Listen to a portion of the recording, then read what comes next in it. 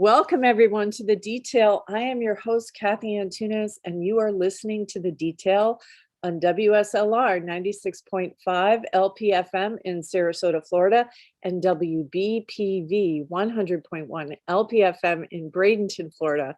Well, if you're at all familiar with local politics, my next guest, his name should be familiar to you. Bill Zoller and I served together on the Council of Neighborhood Associations in Sarasota County. Bill has been you're a native Floridian, right, Bill? I mean, I am. You are. So you grew up here, you were born here, and you are here to talk about single member districts. So Bill Zoller, thank you so much for being with me today. Well, thank you for having me, Kathy. I appreciate it. Absolutely. Let's kick it off talking about your background, Bill, because there aren't many people, I've been here for 22 years now, but there's not many people in Florida who actually grew up here and have a deep knowledge of what's gone on, the transformation that's happened in the state of Florida. Can you tell us, Bill, about your background, where you grew up, and how you got involved in local politics? And so much of this is development related. You are an architect, so you are familiar with the industry. So just tell us about yourself, Bill. Let's start there. Okay, well, my great-grandparents settled this area back in the 1800s. Mainly in Bradenton, although what is now Micah State Park was my great-grandfather's ranch, and he sold a chunk of it to Ms. Palmer back when. So I grew up. We're talking about Bertha Palmer. Yes, Bertha Palmer. So she's one of the founders of the area. Yeah. Yes, and went to Manatee High School, went off to school, and got married to the girl across the street, and we moved to New York for her to go to design school, and I worked. And then, so we were in New York for 4 years, and then we took off for Europe for 2 years. And then in 1971, we moved back here. We decided this was still the best place. And we've been in our house here that we built in 72. This summer it will be 50 years. Wow. It amazes me, but there it is. So, and by the way, I have to say, Bill, you look marvelous. I had no idea. I was born before Pearl Harbor, so I'm pretty old. Yeah, well, you wouldn't know it at all. So we've been here since 71. And of course, in the early 70s, there was the big condo building boom and housing building boom. When I grew up, all of this was pretty much nothing. What is now Micah Valley Ranches belonged to an uncle of mine. That was his ranch.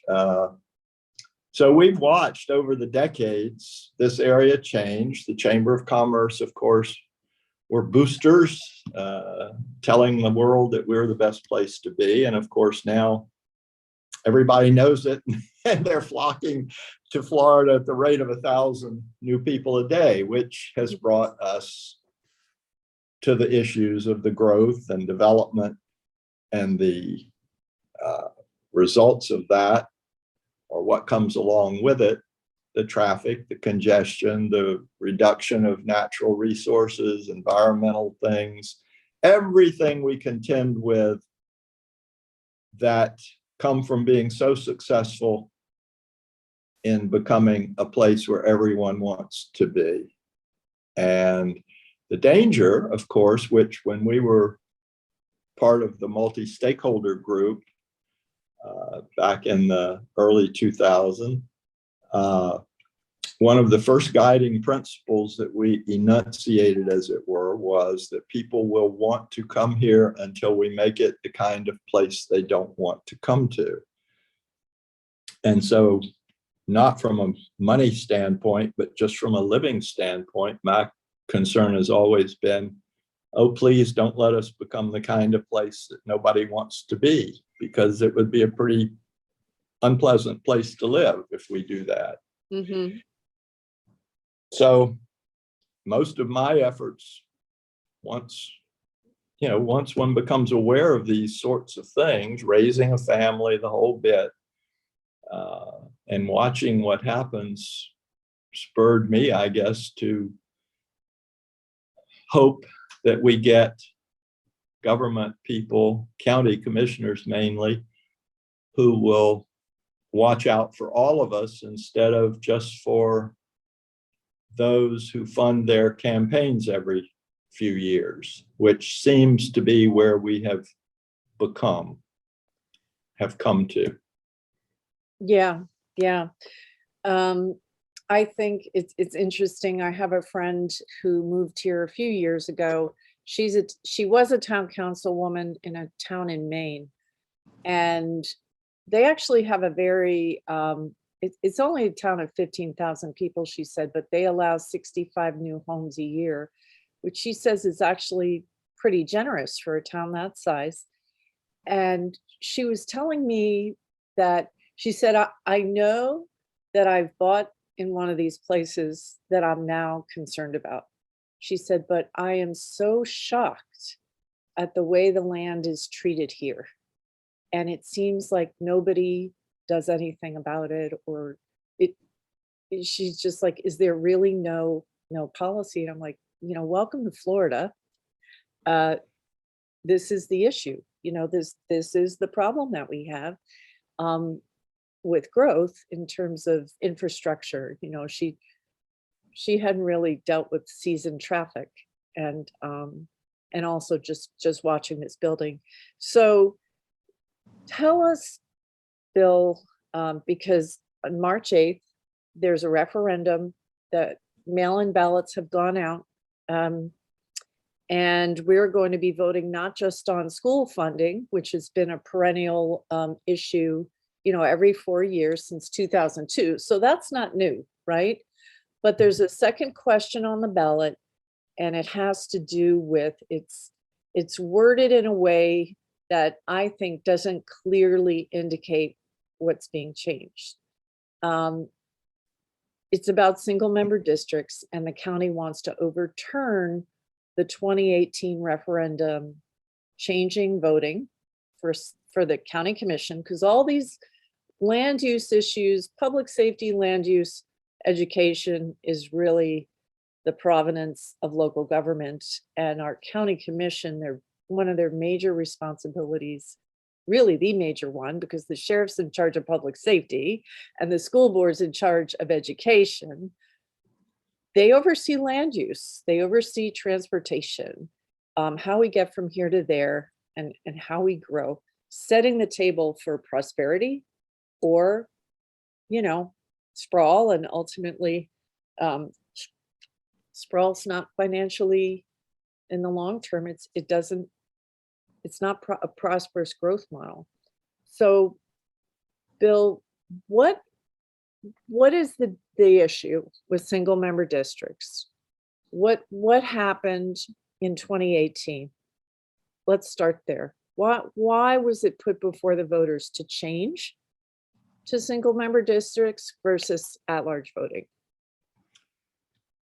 Well, every issue we talk about really comes back to our elected county commissioners who, as you just pointed out, make the decisions that either allow things to happen or control what happens, for good and for not so good. We all tend to beat up on developers as the bad guys, but the fact is, land here, every little piece of land to a developer is a potential, and it's a potential value investment. It's just like someone who looks at Peloton and decides whether it's a good or bad stock to buy. So all the land becomes very valuable. Developers simply do what they do, which is develop. That's what they do. We citizens have to rely on our elected officials to put the constraints on the development, the proposals, and either to allow it or not to allow it. And recently, we still have the big issue at Stickney Point and 41, the promenade thing, which is a Benderson development. And on Siesta Key, even more recently, the hotel issue, where in opposition to the wishes and concerns of the Siesta Key residents, our county commissioners went ahead and approved what most seem to believe to be very incompatible development. So in 2018, because over the years we've observed this pattern where the developers control a huge amount of money, the development industry. That money has funded the campaigns of our county commissioners, and it's large amounts of money. You can go. We're talking, and really, we're talking six figures at least. And that changed in 2010 with Citizens United. So it didn't just have an impact on national elections. The floodgates really opened in 2010 when corporations became people, and you know, all this unlimited PAC spending started to happen, even in local elections. Well, another thing that I think woke up the development community to the power of money, or the necessity to use the power of money, was when Citizens for Sensible Growth, of which I was a part, managed to get a couple charter amendments passed that require, one, the supermajority to increase density or intensity in any comp plan changes, and require unanimous vote to move the urban services area boundary, which divides where the county will provide services and where developers have to provide it. Short story. So people understand a super majority vote means that it took, instead of just a simple majority, 3 out of 5, it in 2006, 2007, around then when these passed, it shifted to 4 out of 5, having the requirement to approve the increased density intensity. In other words, changing the land use designation so you could build more. Right. And that, I believe, the unintended consequence of our amendments was that it did wake up the development industry, that they needed to look out for their interests and use some of their money to make sure they got at least 4 compatible county commissioners on the county commissioner. And so we've seen the result, the impact of these very large funded campaigns. And they have sent out, which is very sad, very negative mailers, have blanketed the county against very good candidates whom they did not want to see sitting on the commission. And because not all voters are high info voters, there are a lot of the low info voters. They are swayed by these sorts of countywide mailers and TV ads and what have you. And some of the TV ads against some really good people were pretty devastating. Oh, horrible. I mean, I remember John O'Miller, was it in 2008? Yes. So 2008, John O'Miller actually, on the surface of it, had everybody's endorsement, even the development community. John O put a book out recently about palmettos, like he's a expert environmentalist, and they had a man in a ballerina outfit with a tutu, and they were insinuating. I remember watching this on TV, and I didn't know Jono that well, but I knew of him. It was, you know, if you knew anything about local politics, you knew Jono. And I had met him, and I was like, what is this? And it just, I think that really brought home to a lot of folks how crazy and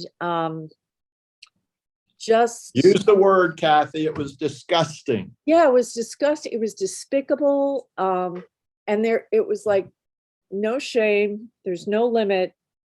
And I think it certainly was one of the impetuses for the research I've done on dark money, because here is a good guy and actually a lot of times some activists got frustrated with John O because he would find ways to say yes to developers. It wasn't like this was oh my gosh, we're going to say no to everything. And they just smeared him.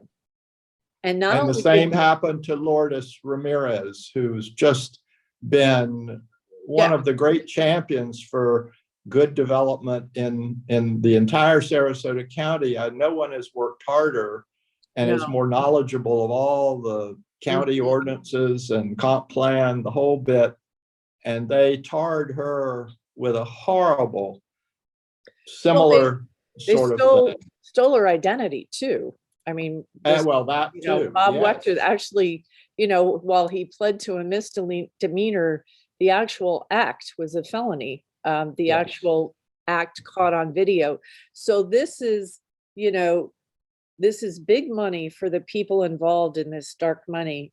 And we can talk about that, but we need to get to, back to the reason for single member districts. Yeah. Well, why? So because we were then awakened. The consequence of their awakening was that we had to get more awake ourselves. And the fact was that because the big money can pay for a countywide campaign, which is very expensive, as Kathy just mentioned, it goes into the six figures. Mailers, TV ads cost a lot of money. The little guys just don't have the resources, the backers, the development community isn't going to back them. And there's just no other big money that's going to back John O. or Lourdes in running a countywide campaign. So recognizing that, we researched, and SAFE, the Sarasota Alliance for Fair Elections, led by Kendra Muntz, was really the leader and advocate that got that going. They got a charter amendment on the ballot, which back then you could still do in terms of, we'll get to that too, citizen initiated, to go to single member districts. The idea being that if Sarasota's 5 districts, each district elects a representative who lives in the district, and only the voters in the district can vote for that representative. The idea being to bring more accountability and make it possible for the little guy, as I'm going to refer to them, the non-big funded guy or girl, woman, to run in a district and to be elected. And this has nothing to do with party. Some people are trying to make this, in the negative campaigns against it, they're trying to make it a partisan. Oh, it's Democrats wanting to change things to get a seat on the thing because they haven't been there for 50 years and it's all a Republican thing. Republicans back the other way. It is not a partisan issue. Well, you're a Republican. I'm a Republican. Lifelong, right? Yeah. Lifelong.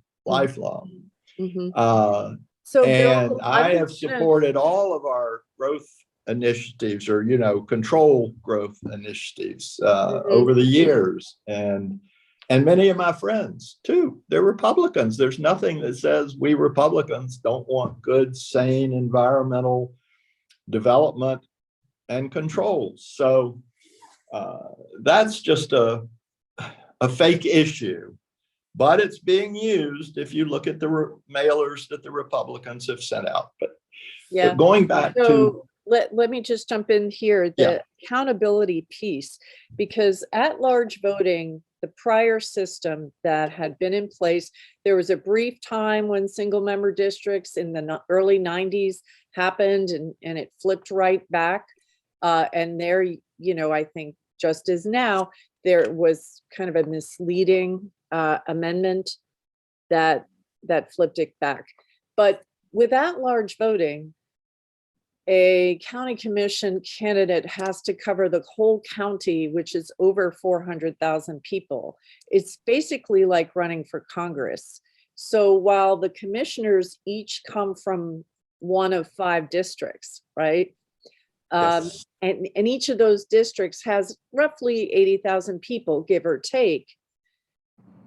Running to a constituency and speaking to 80,000 and covering 80,000 is a whole different endeavor than 400,000.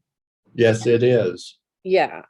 Can you speak to what's been seen with the at-large system in terms of accountability that had people concerned? I mean, I've got, my memories, but what are yours? The list is long, Kathy. Yeah, it is. And it's the reason, think back, development was starting to sprawl out east, was one of the big movers and shakers of the multi-stakeholder group, because the county, all those thousands and thousands of acres out east of I-75 was the focus. Developers were starting to want to propose developments out there, very large ones, because it's a lot cheaper to develop on open land, just go out, put the bulldozers going. We've seen the results of that, trees, everything, scrape them off, start building houses. It is incredibly profitable. Yeah. Never mind the destruction that it causes, the disruption to wildlife, the wildlife corridors, removal of green space. It's just so. I think, though, in that vein, most people aren't aware of county government until something's going on that they're upset about. I mean, because Next most door. of the time, most of the time, this is a beautiful place. Sarasota is a gorgeous place, and there's a lot of reason to be happy about living here. But most people, and let's face it, there's a lot of transplants who haven't grown up here, myself included. But I've been here over 20 years now. And the more you live here, the more you become aware. And if you're a full-time resident, the more you become aware. I think what's been shocking to people, where something happens and they're like, hey, wait a minute, what's going on here?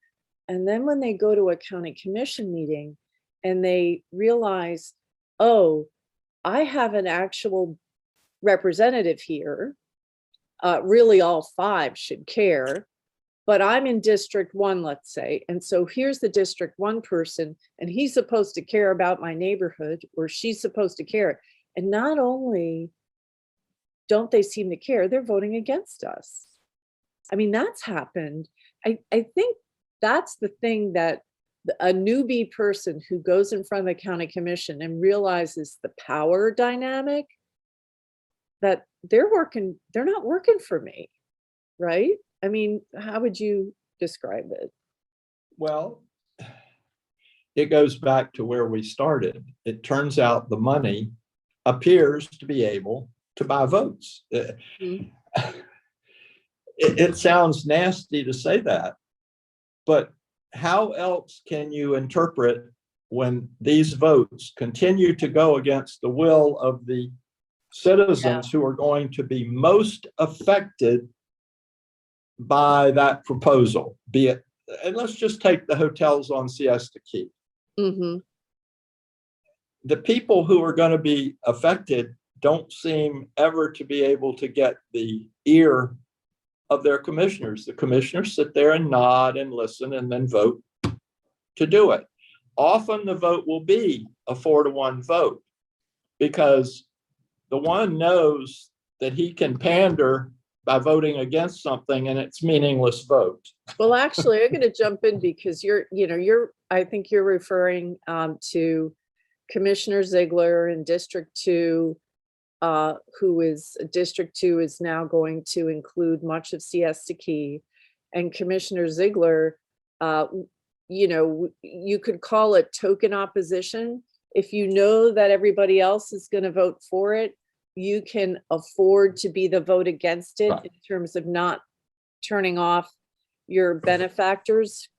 In years past, No, and that, wait a minute, wait a minute, this is really yes, no, important. you're right. In years past, that commissioner would not even give token opposition. Often they would just say yes. What we're seeing, at least now, with single member districts, which is only, it hasn't even gone through all of the county commission elections, is that at least this particular commissioner, in terms of the being held accountable by his own voters, voted against something that all of his voters were really upset about. We didn't even see that in the past. They just, you could go there. I remember Siesta Pramana, all these people showing up and thinking that Al Mayo was going to be with them because he represents Siesta Key. And they were just dumbstruck that he voted against what they wanted. And I thought, well, you know, you're surprised because you're new to this. But the dynamics here, actually, there's no price for a commissioner to pay, because someone in Northport, it's really hard for them to know and pay attention to. It just doesn't happen. Northport doesn't know about Newtown. Newtown doesn't pay attention to Northport. And that's totally understandable, right? Sure. So that's the thing I witnessed, just watching these people again and again and again be shocked and disappointed and outraged that their representative didn't care about what they had to say and voted against them. A concomitant of that, what you're just talking about, which I just want to put out there, emphasizes, though, the importance of having at least two, at the very least, two commissioners who really pay attention to the citizens, because in votes like that, two could block. You're referring now to the supermajority requirement, because right. The Siesta Key thing required a comp plan change in order to get the rezoning. Yes. So things that bump up the density or intensity, you know, what a lot of people would call potentially, not always, but potentially overbuilding. This is what requires the higher level, the 4 out of 5 vote. So if running for county commission as an at-large candidate is like running for Congress, right? Because you've got to reach about 400,000 people. Congress, it's like 500,000, not much difference. And who would have thought, you know, running for county commission used to be a pretty inexpensive endeavor. It's not like that anymore. It's 6 figures. The money has really impacted it. How is single member districts better? I mean, I've shared that you're only reaching 80,000, but why is the accountability factor better as you view it, Bill? Well, if I live and vote in this district and something is coming in here to threaten the peace and tranquility of all of us, or that we believe is incompatible or going to create immense traffic issues, which are a constant complaint in Sarasota, at least we have a chance to hold our own town halls, even if we have to have 2 or 3 of them within our district. We can't hold in our district, if we live here and we're objecting to something, we can't hold town halls all over the county and really get them worked up about what's infringing on us. So we could have town halls. We could have town halls and invite our representative. Now, do you think if we had a town hall in our district and invited our commissioner and he didn't come, I don't think that would happen. I think he would come to a town hall, because if he didn't, but it would be a very black mark. If he's actually, or she is actually just going to be voted in or out, by the district. By the What you're district. saying. Yes, if under single member district voting, yes. You're listening to the detail on WSLR 96.5 LPFM in Sarasota, Florida, and WBPV 100.1 LPFM in Bradenton, Florida.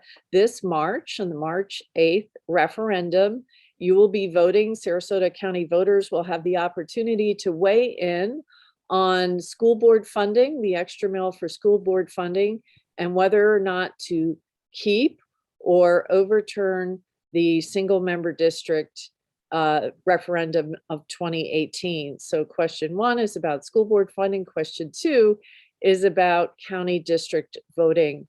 Be sure to make sure you vote. You can vote early, you can vote by mail, request a ballot at sarasotavotes.com.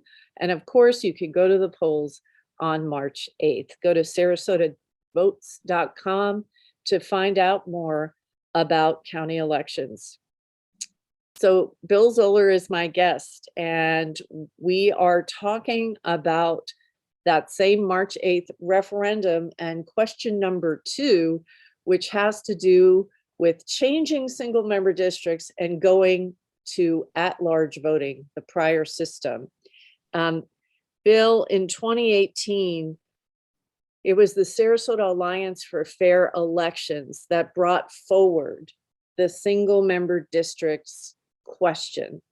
And the whole reasoning was greater accountability, and that dark money and PAC money, and even just the money it takes to run, the candidate donations were out of control. You know, that it was becoming, you know, hundreds of thousands of dollars were being put into county commission races, and the little guy, as you said, didn't have a shot, you know, was being totally outspent. Can you talk about the money issue here, what you see as the dynamics that have changed and how it would be better with single member districts? Well, as you've written and researched and the information, there are 2 things about the money. One is there's a lot of it because of the, as we talked about, the value of development as a business, as an industry. It's huge. It's immense. It involves contractors and subcontractors. It's not just land. It's a big, big industry. And therefore, there's a lot of money there. Now, well, it's really like the cost of doing business. So of protecting them, their businesses. Well, it's very profitable. And, you know, just so people understand, I mean, the big donors, Pat Neal, who develops residential neighborhoods, Rex Jensen was the, I think, still primary officer for Schrader Manatee Ranch or Lakewood Ranch, another huge donor. Carlos Baruth, who was an associate or, you know, protege, I think, of Pat Neal's, and he also builds Medallion Homes is his company. And Randy Benderson, he doesn't build residential dwellings. He's involved in shopping centers, you know, UTC Mall, a lot of the landings. There's a lot of malls and strip malls that Benderson Development's involved in. And for these folks, the money compared to the return is nothing, right? I mean, correct. The money invested in a campaign, if you're giving 10 grand through a bunch of different LLCs, but you're getting hundreds of thousands or even millions back in value, it's a no-brainer. I mean, correct. They're going to put money in. It's the old, and it happens everywhere. It's buying influence. There it is. The problem here has become that with the various and sundry campaign limit laws, funding laws, and all of those things, there are ways which involve PACs and a million different ways to do it. Mm-hmm. But to funnel the money into the campaign or to pay for supposedly non-political ads about an issue that may not even mention the candidate, but leave you knowing exactly which way to vote if you're going to believe what you get. And that there is a lot of dark money, what Kathy refers to as dark money, which is coming into Sarasota through various and sundry PACs, and one PAC to another PAC to another PAC to another PAC, all of which you can see on the Sarasota Supervisor of Elections. You can see who gets what donations. Actually, you can't. That's part of the problem. You can't see who. You can't even so let's talk about this. Okay, clarify it for me. Yeah, Suncoast Alliance, is that what it's called? Or that's one, yep. Putting out these flyers. Yeah, actually, it's Sarasota Alliance. The other one is begins with Suncoast. They're putting out mailers, and these mailers actually they are supposed to be, this PAC is supposed to be registered on the county website, sarasotavotes.com, and they're not. They're registered with the state. So, theoretically, we're getting, we're supposed to be able, under the guide for campaign finance in Florida, which, as I've come to learn, is marginally enforced, if at all. If you have a political committee that's active at the county level or the city level, they are supposed to register with the county or the city. But what routinely happens is they're registered with the state. It makes it very hard for a voter.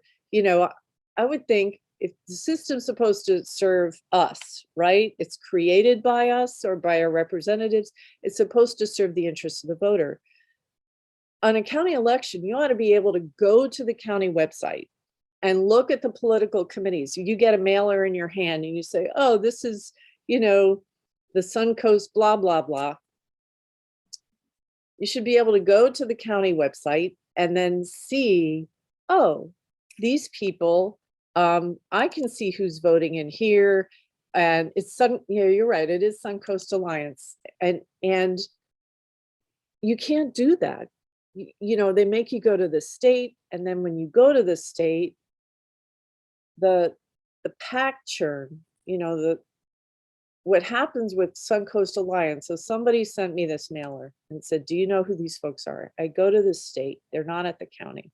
In the state, donors, there was one donation from Benderson Development. Okay, $9,000. That was months ago. And actually, most of the money had been spent. So the spending wasn't, it's not in real time, right? But you could see, okay, it's Benderson Development. It's too difficult, right, for voters these days, and to see or to know. And often with the reporting, the financial reporting, Bill, by the time the information's in, the election may be over. Yeah. But let's go back to the other aspect of that, Kathy, that let's say that Suncoast Alliance was registered with the county. Yeah. And you go to the Supervisor of Elections and you see Suncoast Alliance, and you see a contribution of some amount. Mm-hmm. Now you think, well, who is Suncoast Alliance? And there's the rub, because as Kathy, as you're saying, you find that, okay, it's a PAC. Well, who is the PAC? Oh, well, that you're not ever going to get to, because it may be 3 PACs back where the money came from, or 4 or 5. There's no way to know where the money came from that got to the Suncoast Alliance, which is just a name. It's just a fictitious name. Mm-hmm. It's run by somebody in Tallahassee. Mm-hmm. Yeah.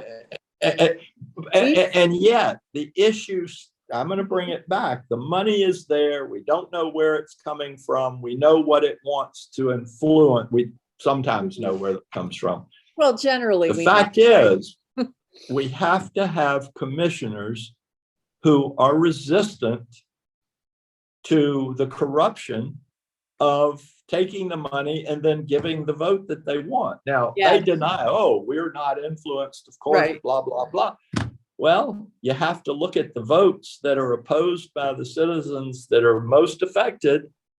Yeah. And ask yourself, you're telling me that you're not influenced by the guy that's applying to do this? So And it's requiring you to change 2 levels of land use requirements. Before you can even rezone the property for me for the hotel, you've got to amend your comp plan with a supermajority vote. Then you can take up the rezoning. And in fact, if you watch these things, now you're getting really in the weeds for most people. well, I want to just But do one that's- thing that with yeah. that. If you notice, most of them, when they're doing this, the comp plan is passed and they immediately go to the rezoning at the same meeting and pass the rezoning. So Yeah, it's become, they've become really expert. well, But to get out of the hang on, the weeds, bottom line is you need commissioners who aren't going to be bought. And how do you set up your government to prevent it being full and stacked with a slate of county commissioners who are bought? Well, one of the ways is you structure the government for greater accountability and awareness for the people you're actually serving, single member districts. I want to give an example, Bill, and you and I had gone years ago to a editor of a local newspaper. We had a meeting to walk through this example. I had realized this was going on. This was back in 2010. I had filed to run just because someone was running unopposed, and I couldn't believe it. At least now we're getting candidates from both parties. Before it was only one. But at that time, I saw something happening and I thought, is what I think happening really happening here? Because it was so shocking. So this is the long game, folks. I want to give this example. You may have heard it already, but I think this is often a new story to most people when I tell it. So back in, after the 2050 plan had passed, the Schrader Manatee Ranch went to Sarasota County, and they wanted to sell the development rights to Gum Slough, which is a environmentally sensitive piece of land east of I-75 and east of what is now waterside area of Lakewood Ranch, which is being built. So for $7 million, because the county, Sarasota County, has an environmentally sensitive lands protection program where they buy development rights or the land itself. So here, Schrader Manatee Ranch sold the development rights to Gum Slough to Sarasota County for $7 million.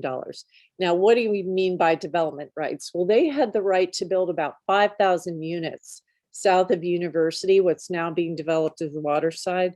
They had the right to build 5,000 units, and they sold about 2,500 of those rights, and Sarasota County residents bought them for $7 million. The county did this. The idea being, we're reimbursing you for what you're giving up, and what we're getting in return is the preservation of habitat, and we're going to keep what we love about Florida, right? So 6 months after that transaction, again, this was like in 2006, Mr. Jensen started complaining at county commission meetings and to the newspaper, the 2050 plan doesn't work, we don't have enough density, I can't make this project financially viable. And at that time, John Thaxton said, look, and he was one of the commissioners that was resistant, right? But there weren't enough of them at that time. He said to Mr. Jensen at a county commission meeting, you can have the density or you can have the money, but you can't have both. All right. In 2010, and this is the long game, people, in 2010, he got both because the county commission awarded back all of the development rights that we paid for with our $7 million back to Schrader Manatee Ranch. So if you're getting $7 million, as Schrader Manatee Ranch did, and in the end, you're giving up nothing, that is a pretty nice rate of return on campaign contributions and dark money donations. The residents of Sarasota County paid $7 million. And in the end, Schrader Manatee Ranch didn't give up a thing. And that is the kind of play that we're talking about, because it's the long game. It happened over like a 5-6 year period of time. We don't have actually the consistency with local reporting, you know, because we're a small market, our local reporters are actually not here long enough to track something like that, because they train here and they go somewhere else, to a bigger market usually. And so it's really incumbent upon the citizens to see what's going on and say, hey, wait a minute, there's a problem here. As a conservative Republican, Bill, and you know, this local editor with I'll just say a very conservative, even libertarian newspaper refused to print our guest column. And we totally documented it, outlining what had happened. I think, for one, that is a huge argument for single member districts, or at least can we stop the giveaways and hold, you know, have some accountability. Well, you're absolutely right, Kathy. And yes, we've, how many times have we been shocked over the last 20 years that you've been here?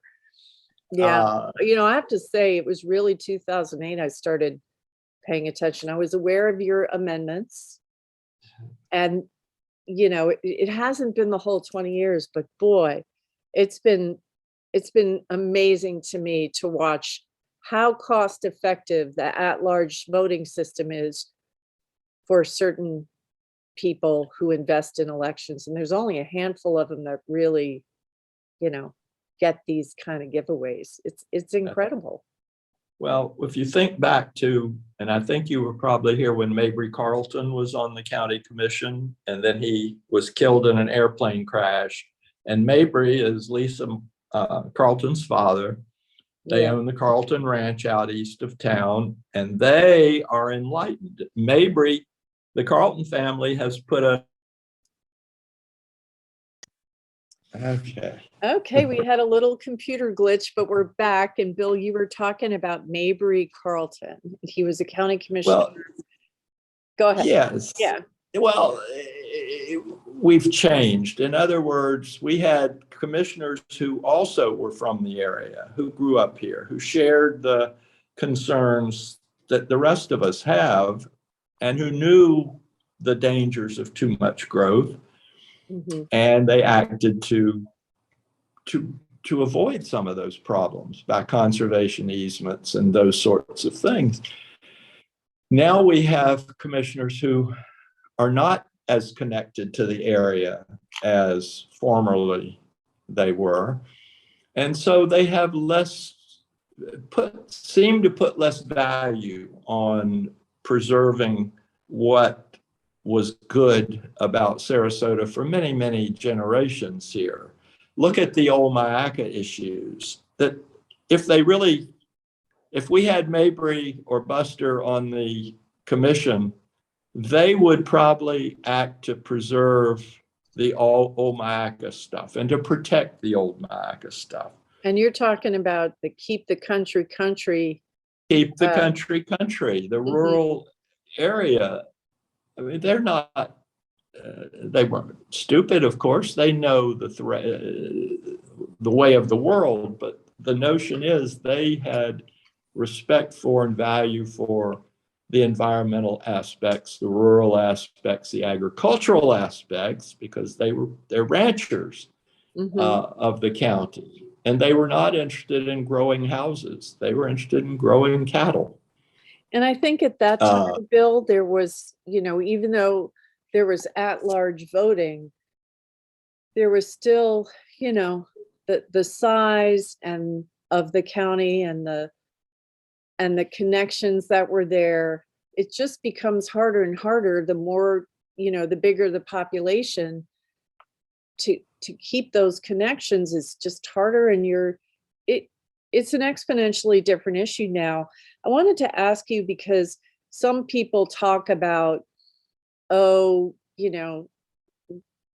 talk about as if single member districts would be a real problem. There are a lot of counties that have single member districts, including, I think, two counties that are comparable to Sarasota in terms of their political leanings and their nature. One is Collier County. They've had single member districts for their county commission for at least over a decade, probably decades. And they don't, the sky's not falling in. They're not having problems in Collier County because they have single member districts. Escambia County, Collier County's Naples, Florida is in Collier. And Escambia is where Pensacola is. Both lean Republican, probably more so than Sarasota, and both have single member districts. Any thoughts on that? Well, yeah, hooray for them. Yeah. It just shows that diatribes against single member districts, as you sort of mentioned there, as being, oh my goodness, some horrible problem. Those arguments don't hold water when you look at how many counties there are in Sarasota that have single member district and voting, and quite successfully. Yeah. Not all of them, but the tendency is for the larger counties to have it, because, as you also said a minute ago, back in the day when this was a smaller population, there were still a lot of old timers here. Everybody knew these people running for county commission. They were part of the community and had been for decades or generations. As we've grown, as we've got bigger, it's very hard to know your commissioner. When was the last time your commissioner had a town hall in his district? Even though we didn't have district voting, they don't come and listen to us. They expect us to come and hear their lectures from the dais when they turn us down and tell us they're tired of saving us from ourselves, as one commissioner recently did. That was pretty bold. That was incredibly bold. And other commissioners at that same meeting lectured us on the fact that single member districts were bad governance.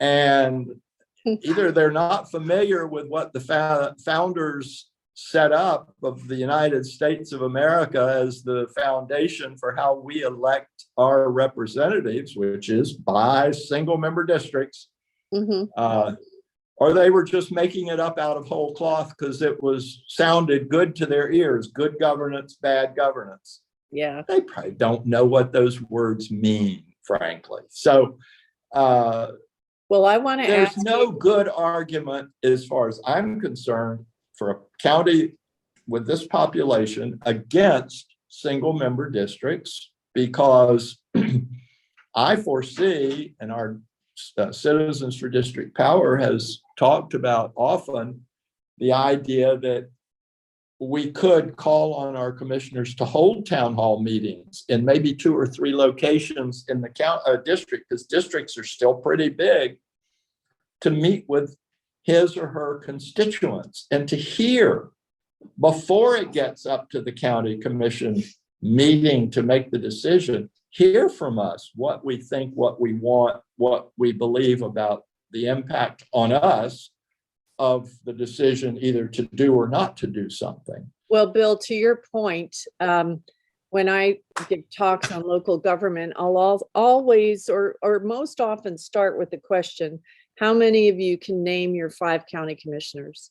And I speak to audiences which actually pay attention, right? These are plugged in people. They're coming to to hear something about local politics. And in a room of 100, maybe 5 hands go up. So the at-large voting certainly hasn't fostered that kind of connection that you're talking about. But we just have a few minutes left. Bill, for those of you who are watching the interview, there's a beautiful oak tree outside the window at Bill's home. Can you tell us about that oak tree, Bill? Well, it dawned on me recently, Kathy, that on July 27th, we will have lived in this house for 50 years, which seems incredible to me. And that oak tree in the background back there, if you can. Oh, we see it. Yeah. My wife's father, Janice's father, dug that up from his orange grove over in Ellington. It had a diameter of about 1.5 inches, I guess, like that.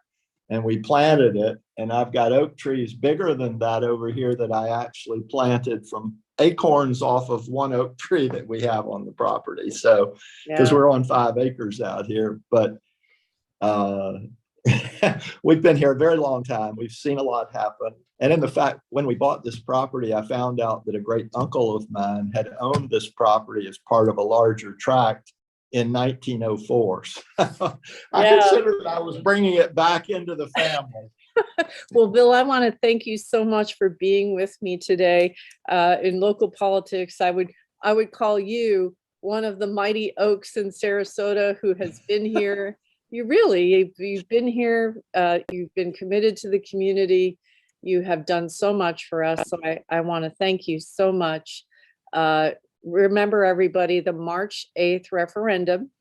There are 2 questions. One is on school funding. The second one is on districting. And Bill, you're advocating for single member districts would mean a no and not changing. A no vote. That's what on you're question saying. 2. It's a bit sneaky because a lot of the mailers have gone out advocating yes, please, no on the charter amendment.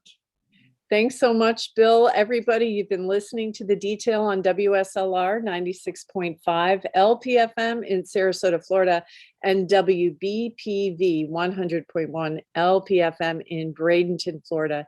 Thank you so much for listening. Thank you, Bill Zoller. Everybody, make it a great day. Thank